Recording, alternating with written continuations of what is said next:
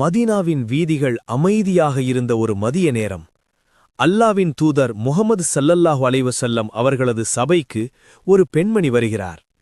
அவர் காமித் கோத்திரத்தை சேர்ந்தவர்.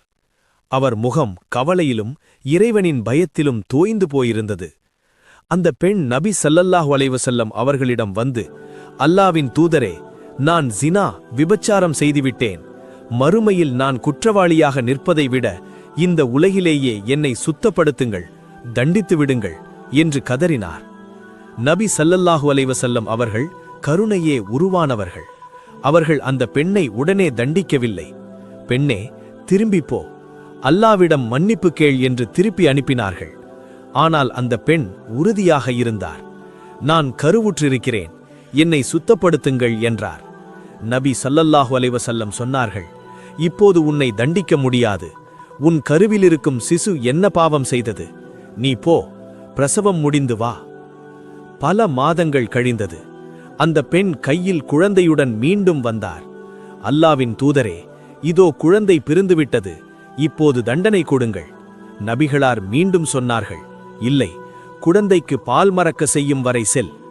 சுமார் 2 ஆண்டுகளுக்கு பிறகு அந்த குழந்தையின் கையில் ஒரு ரொட்டி துண்டை கொடுத்துவிட்டு அந்த தாய் மீண்டும் நபி ஸல்லல்லாஹு அலைஹி வஸல்லம் அவர்களிடம் வந்து நின்றார். யா ரசூல் அல்லாஹ், இதோ என் குழந்தை தானாக சாப்பிட ஆரம்பித்து விட்டான். என் கடமையை முடித்துவிட்டேன், இனி என்னை சுத்தப்படுத்துங்கள். மரணத்தை தேடி ஒரு பெண்மணி 3 ஆண்டுகள் காத்திருந்த அந்த உறுதியைக் கண்டு மதீனாவே வியந்தது.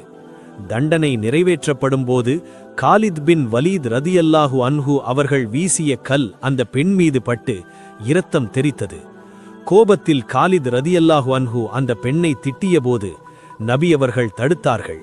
காலித், நிறுத்து, அவர் அத்தகையதொரு மன்னிப்பை தேடியிருக்கிறார். ஒரு அநியாயக்கார வரி வசூலிப்பவர் இத்தகைய மன்னிப்பை கோரியிருந்தாலும் அவரும் மன்னிக்கப்பட்டிருப்பார். தண்டனைக்கு பிறகு அந்த பெண்ணுக்கு நபி அவர்களே ஜனாசா தொழுகை நடத்தினார்கள். உமர் ரதியல்லாஹு அன்ஹு அவர்கள் வியப்புடன் கேட்டார்கள், அல்லாவின் தூதரே, விபச்சாரம் செய்த இவருக்கு நீங்களே தொழுகை நடத்துகிறீர்களா? உமர், அவர் செய்த மன்னிப்பு எவ்வளவு பெரியது தெரியுமா? இதை மதீனாவில் இருக்கும் 70 பாவிகளுக்கு பங்கிட்டு கொடுத்தாலும் அவர்கள் அனைவரும் சொர்க்கம் செல்ல இதுவே போதுமானதாக இருக்கும்.